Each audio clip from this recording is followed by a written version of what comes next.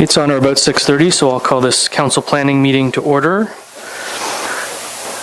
And we'll start with a motion to amend the agenda, moved by Councillor LeBlanc, seconded by Councillor Rowley, that Council amend the January 15th planning agenda to allow Delegate Kelly Sharp to the agenda section 4.2 under delegations. Council is aware that Mr. Sharp sent a letter in with regard to a severance application that we'll be hearing tonight, and he'd like to speak to that correspondence. Is there any discussion on that? All those in favor? Any opposed? Motion's carried.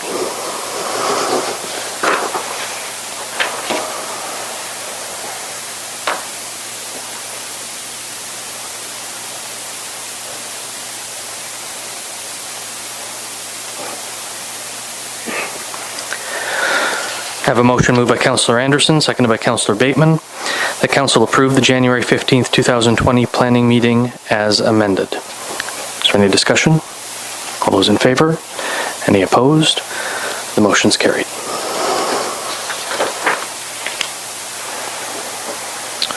And I'll ask if there are any declarations of pecuniary interest, and if so, please state the general nature thereof. Councillor LeBlanc. I have to declare for 5.2. Because I'm the owner of one of the properties that are being rezoned. Thank you. Anyone else? No further declarations noted. We have two delegations this evening. The first is Beverly Saunders from AccuView Consulting regarding the grant consent applications. Ms. Saunders, we'll ask you to come forward. There is a button. There was one on the side. Yeah, first. Yeah, there you go. Hello, my name is Beverly Saunders. I work for AccuView Consulting. And Ms. Saunders, just so you know, unlike in a statutory public meeting, we provide 10 minutes for delegates to provide their information. Certainly, no worries at all. All right, take care. Kent Randall is my colleague. I had checked earlier to make sure that the two of us could proceed with this delegation, and so he'll be speaking on behalf of the application. So I'll leave it to him, and I'll be here to answer any questions. Yeah, thank you, Beverly. Good evening, members of council. As Beverly said, my name is Ken Randall. I'm the principal planner at AccuView Consulting. We're here tonight to speak to the consent applications on your agenda, the applicant being Gail Grant. So as you know, those applications were before you in December, and as you know, a report has been provided to you tonight from your planning consultant, and the report recommends denial of the applications. So I guess the purpose of our delegation is to just reiterate our opinions of the applications and that we believe it to be good planning that they be approved. And we just want to sort of respond to the comments made in the report from the planning consultant and just provide our opinion. So the report states that there's some inconsistencies with policy, these applications as they pertain to provincial policy and local planning policy. And we, of course, disagree with those findings. And rather than go through point by point, I just maybe want to just group them in together into three specific groups of policies or policy areas. The first being the proposed lots and their proximity to the settlement area, and how that may inhibit future expansion, or in the eyes of the consultant, that may inhibit future expansion of the settlement area. The second one being the size of the lots as they pertain to agricultural viability. Of course, these lots are proposed as agricultural lots, not as rural residential lots that we traditionally see. The third area being natural heritage. So really, of all the policy sections that were quoted in that report, in our opinion, it can really be summed up in those three areas. So the first one being the proximity to the settlement area. The report obviously states that it would inhibit future expansion of the settlement area. We don't believe that to be true. And in particular, section 1.1.1 of the PPS speaks to land uses or development that would preclude any future settlement area expansion. it's obviously discourages that type of development. We don't believe this to be that type of development. Primarily because in terms of MDS issues, really the only thing that would preclude development in this situation would be land uses that could potentially conflict with urban land uses. So things like barns or large-scale commercial uses, industrial uses that require setbacks from sensitive land uses. Those types of land uses would preclude an expansion to the settlement area because they would conflict with urban land uses. In this case, that's not possible. As we've discussed in the reports that have been submitted to the municipality, and as Mr. Clark, Bob Clark, from Clark Consulting, who provided the agricultural viability report, explained, there would be no MDS issues with these lots because they're too small to generate any arcs that would conflict. Secondly, the lot configuration of what we're proposing here is uniform. It doesn't present any limited access issues. So there's no issues from that standpoint if there were a settlement area expansion.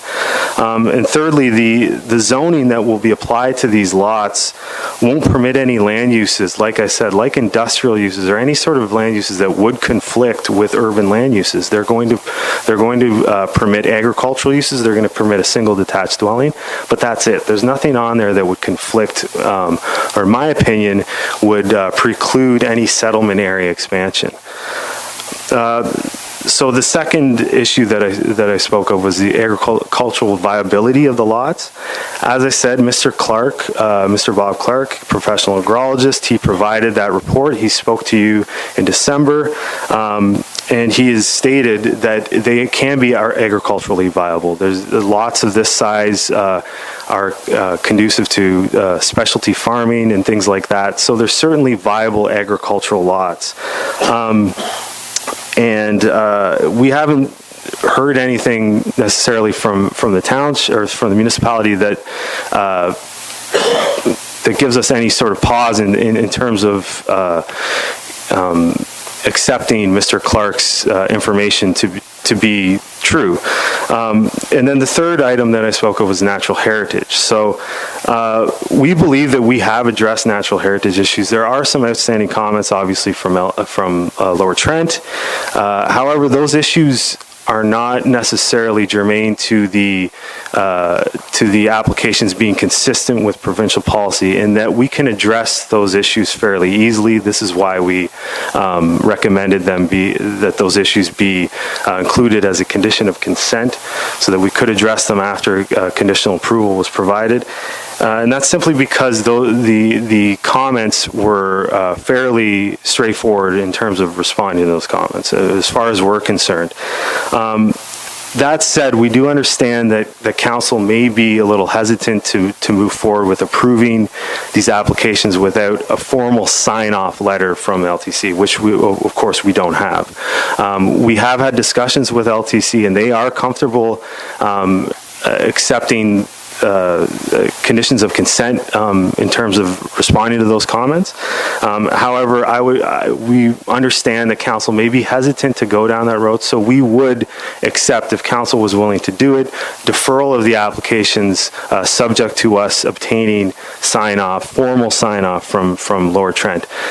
That said, as we've reiterated before, and we've stated in our letter, which you should have, that was submitted yesterday, I believe, we are comfortable with stating that these applications are consistent with provincial policy, because we do believe fundamentally they are from a natural heritage perspective. So with that in mind, we would respectfully recommend that council consider approving the 3 consent applications. However, we are accepting of a deferral in the event that council would like to see formal sign-off from Lower Trent. So that's essentially it. And if you have any questions, we'd be happy to answer. Thank you very much, and I will open the floor to council for questions for the delegation. Councillor Rowley. Thank you, Mayor. Reading through not only this report, but also through the correspondence that we got, Beverly, from your via email today, You mentioned something about there being a secondary plan, that there's a secondary plan being drafted in that area. Do we know that to be true? I don't know that I've heard of any of that going on at this stage yet. Probably a good question for our planner when we Yeah. get to that point on the agenda. This is questions for the delegation. Oh, I'm sorry. Yeah. If I can just speak, I was basing that on the comments from the planning report, if that was a misunderstanding as to the reason that it's believed that the settlement boundary will be extending. It's my understanding there was work that was done to do that work, to essentially determine that a settlement boundary was going to expand. So I was referencing whatever work has been going on to address that. I was just kind of a bit confused. No worries. Yeah. Fair enough. And Mr. Tai will get you to comment on that too when it comes around to the staff report. Thank you. Councillor LeBlanc. Through your chair, when you talk about the Lower Trent, how many items are outstanding compared to the ones that were when you came on the August 9th? So the same number. We've provided a letter to Lower Trent confirming what we think are the next steps to address their comments and are awaiting a response to that. Through your chair, in your email, you said that you had confirmation from the Lower Trent that they were easily dealt with, or they were happy with your recommendations. So if you recall on the December 9th conversation that we had in council, so I had a verbal conversation with Lower Trent Conservation about how I could address these comments as conditions of consent. So that's meaning that the comments that Lower Trent Conservation had provided don't impact the configuration of the lot and wouldn't impact whether these lots are viable, meaning that they could be approved as conditions of consent. But we have not submitted an updated environmental impact study yet, which is what they had requested. So that's what I mean as they haven't been addressed yet, but Lower Trent Conservation, through verbal confirmation, told us that we could address them as conditions of consent. We do not have that in writing, however, and we certainly recognize that that would be ideal. So we've stated that we're willing to wait or defer the application until we can have that in writing. Thank you. Yes, absolutely. Thank you. Any other questions from council? Thank you very much. And Mr. Randall, is your first name Ken? Kent? Thank you. I have a motion moved by Councillor Anderson, seconded by Councillor Bateman, that council receive, and I'm going to put both Beverly Saunders and Kent Randall, if that's okay, gentlemen, from EchoView Consulting Services Incorporated regarding the grant consents application B23 2019, B24 2019, B25 2019, proposed conditions for consent. Is there any discussion? All in favor? Any opposed? The motion's carried. Our second delegation is Mr. Kelly Sharp with regard to the same issue.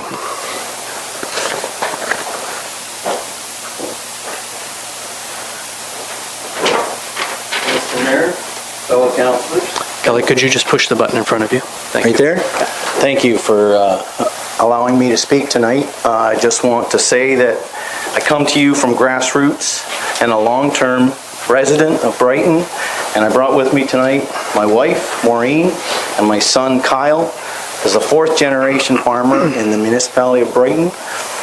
And I'm not the oldest in Brighton, but we do realize that there are a family just to the north of us that are 7 generations, so there's a legacy of farmers in this municipality, and I'm coming at you, or to you, with that in mind, the grassroots of agriculture. So I would like to read, first and foremost, the letter I presented to all of the councillors, just so everyone could hear it.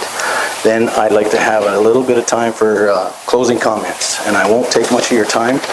Just want to address these issues. So I'll read. Dear Mayor Ostrander and Council, this letter are my comments and concerns regarding the Gale grant application for 3 lots B23 B24, B25 of 2019. I have followed this application and listened to the recording of December 9th, 2019 meeting. Listening to this meeting, I became very frustrated with the proceedings, and I would like to state my position and my support for this severance. Gail Grant is a long-term resident who has lived and paid taxes within this municipality. She is wanting to sever and leave farm property to her family members to carry on the tradition of farming. The Grant family has hired a planner, EcoView, to prove its viability and acceptance within our jurisdiction and criteria, along with attempting to adhere to conservation restrictions. Some restrictions I have a problem with, but perhaps can address at another time. Then the municipal planning consultant, stating through official plan criteria, is denying these lots as 11-acre parcels because of future complications. The planning consultant stated that 2-acre lots are more favorable, but are not able to hook up to town's water or sewer, creating higher density water and sewage problems. But the 11-acre lots are not within the vision of the 20-year official plan. Then you have a developer who voices to council that you should really look at the 20-year plan and reject these severances to this long-term resident of Brighton, something that is out there as phase 2 or longer with development. I ask, who is this council working for? Who is the municipal planning consultant working for? And why are the conservative authorities in so much control of tax-paying landowners' rights and utilized by land planners as a deterrent and trump card against us? Please consider my comments as you vote on this application, and consider my comments moving forward with future farmland applications. My closing comments. As I drive down Georgina Street, I see apple orchards and farmland. Not just 20 acres, more than 50 acres on the west side. Agriculture is a significant economic driver to this municipality and has been for many years. In the town of Brighton, there's a concentration of houses where you back your snow-covered car out of your driveway and your driveway is clear.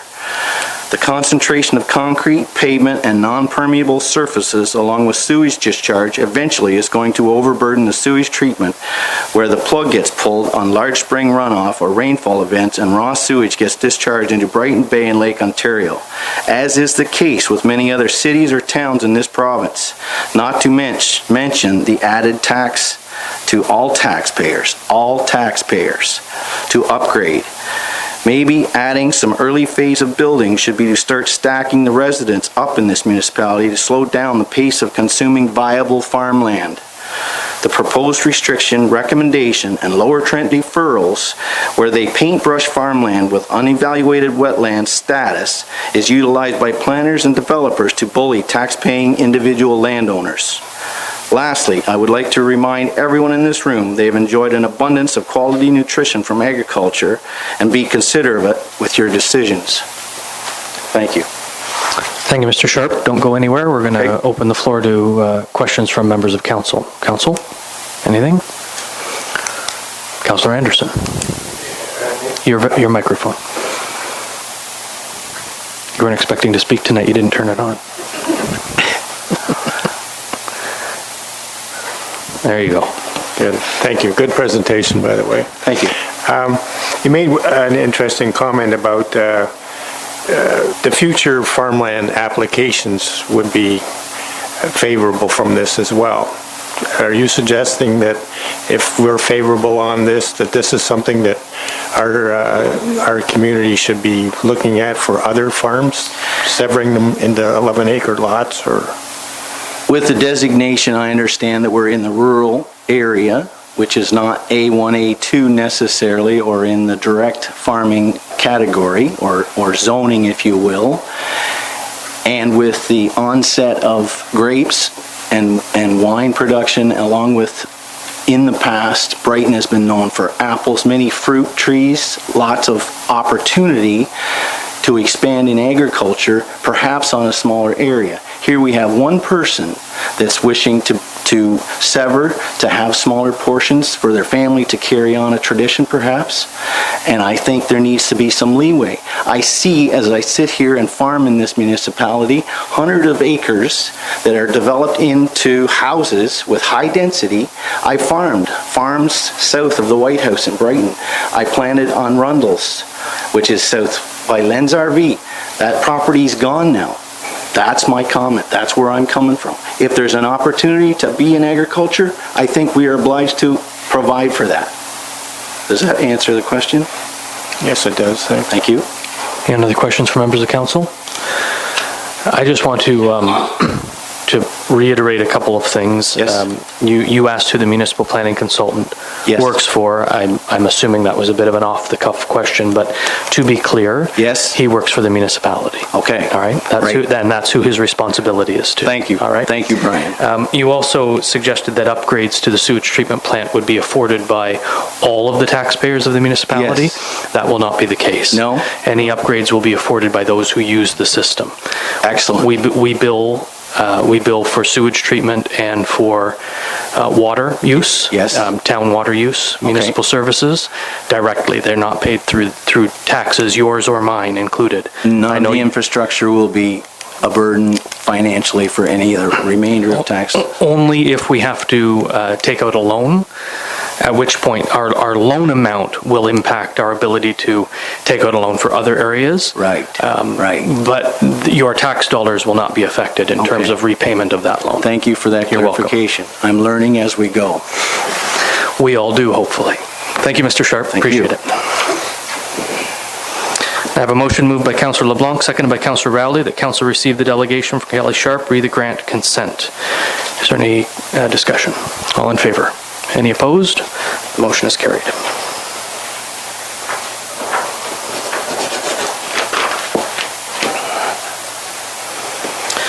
And so we'll move into our statutory public meetings. Our first statutory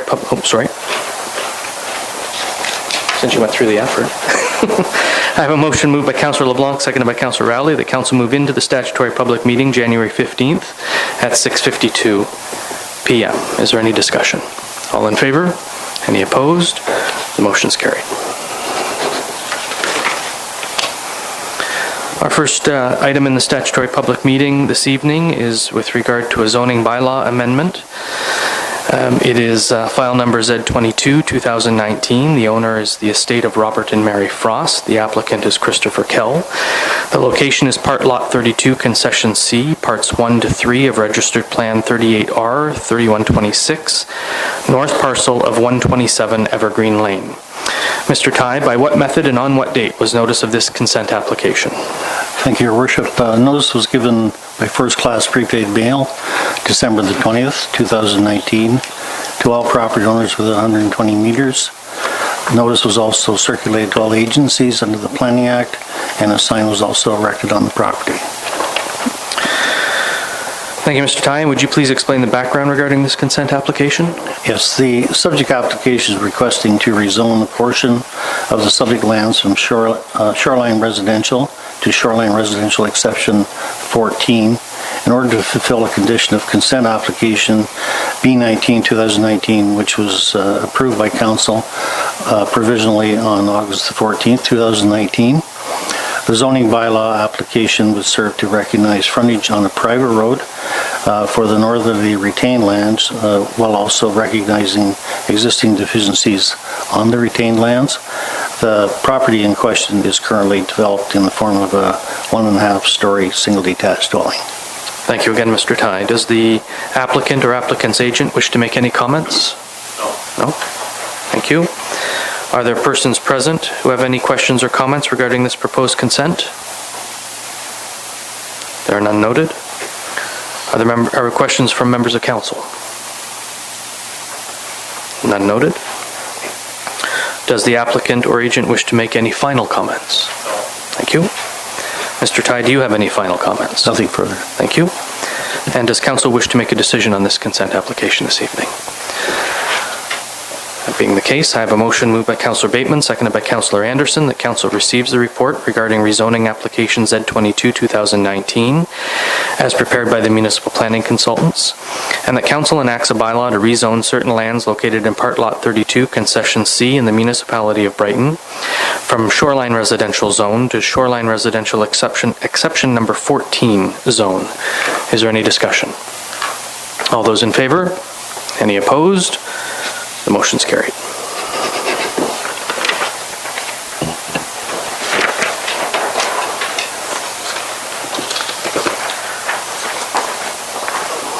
We won't forget about you.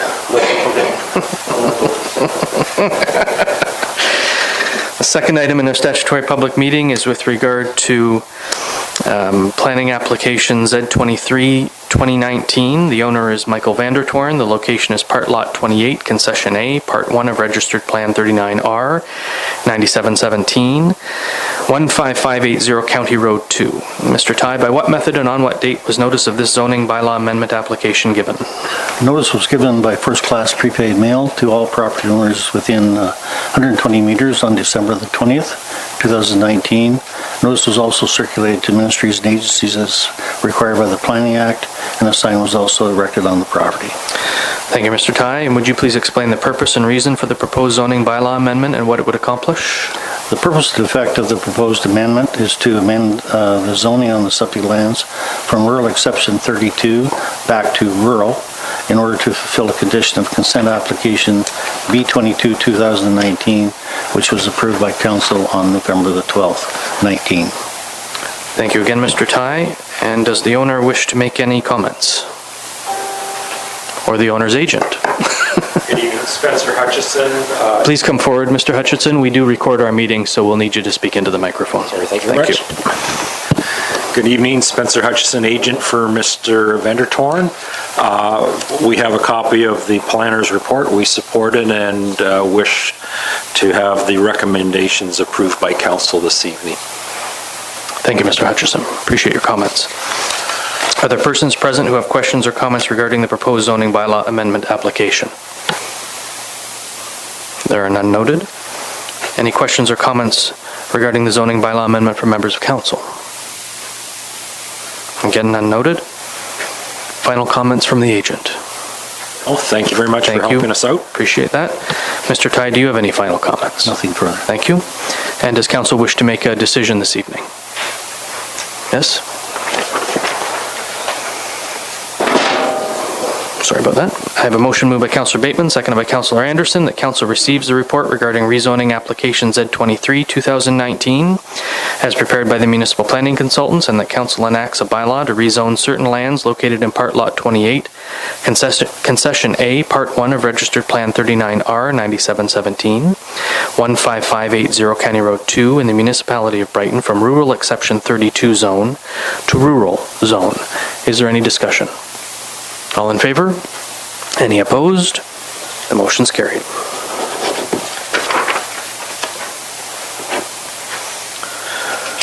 Councillor Anderson, would you please retrieve Councillor LeBlanc?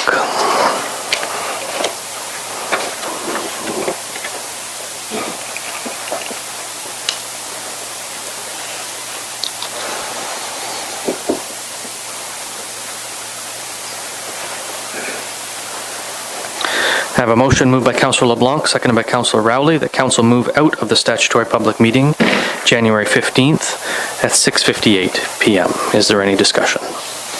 All in favor? Any opposed? The motion's carried.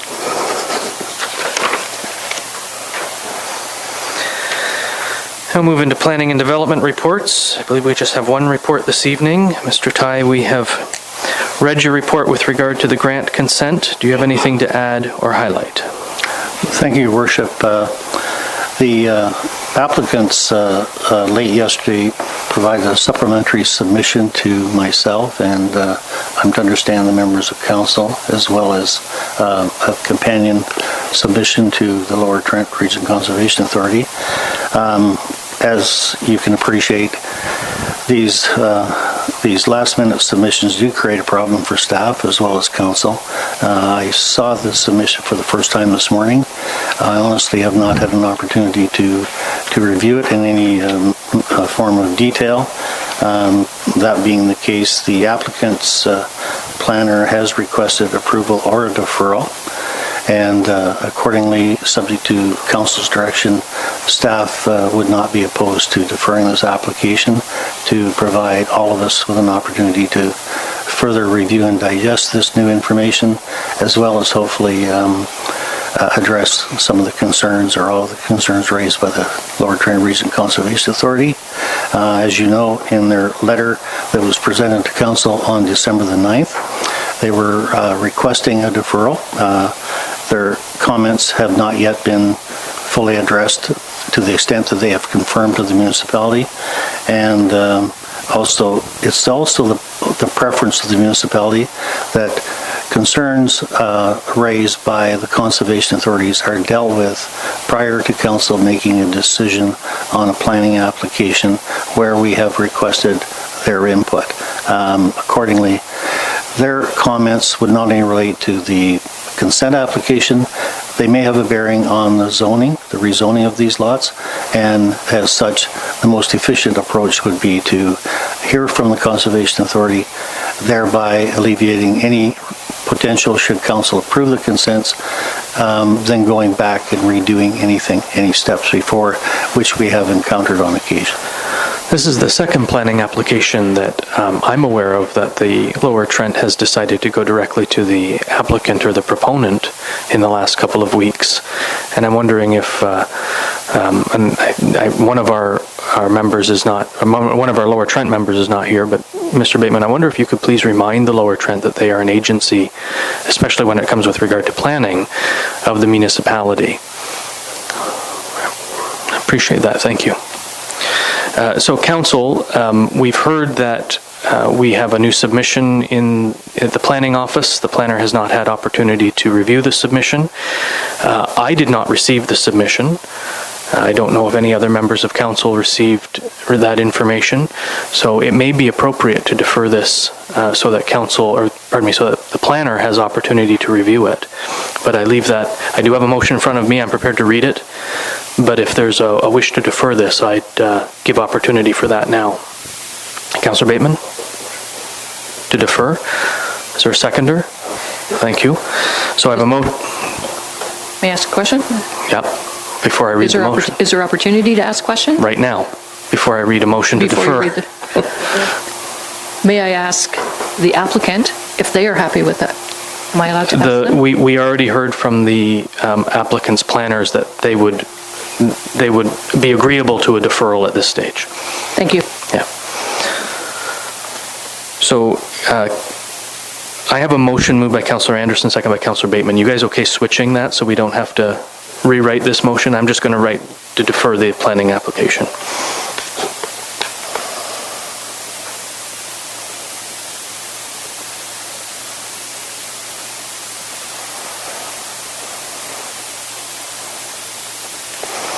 And is it fair to say, Mr. Tai, to the February planning meeting?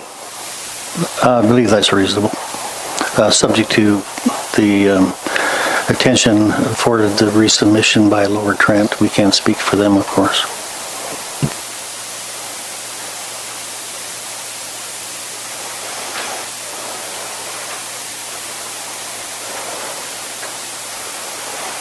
So if I write conditional on receiving agency comments.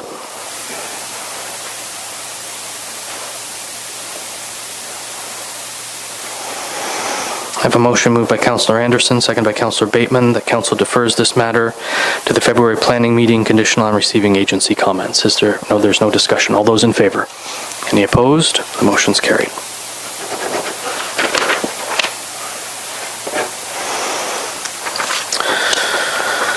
We have no unfinished business this evening, so we'll move into bylaws. I have a motion moved by Councillor Bateman, seconded by Councillor Anderson, that council gives a bylaw its first, second, and third reading and finally passes on this date.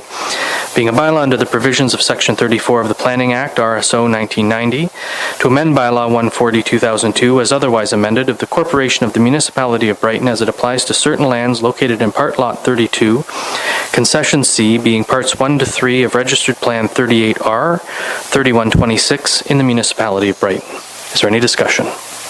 All in favor? Any opposed? The motion's carried.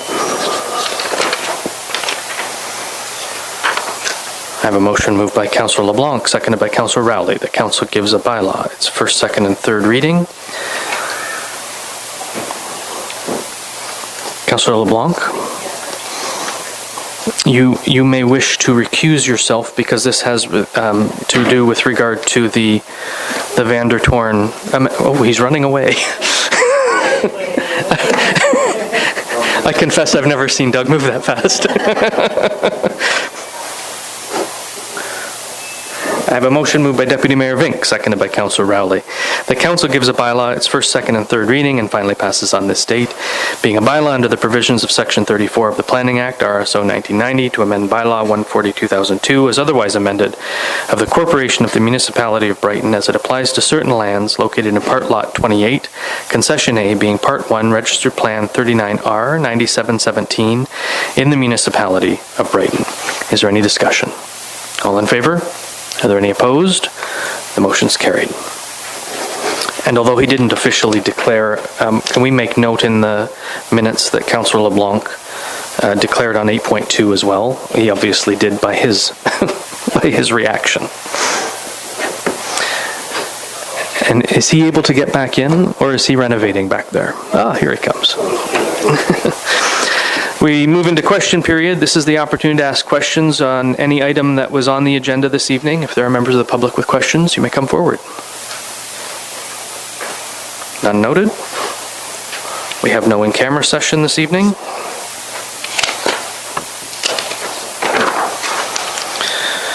I have a motion moved by Councillor LeBlanc, and I'll need a seconder, that council gives a bylaw its first, second, and third reading and finally passes on this date, being a bylaw to confirm the proceedings of the Corporation of the Municipality of Brighton Council meeting held on January 15th, 2020.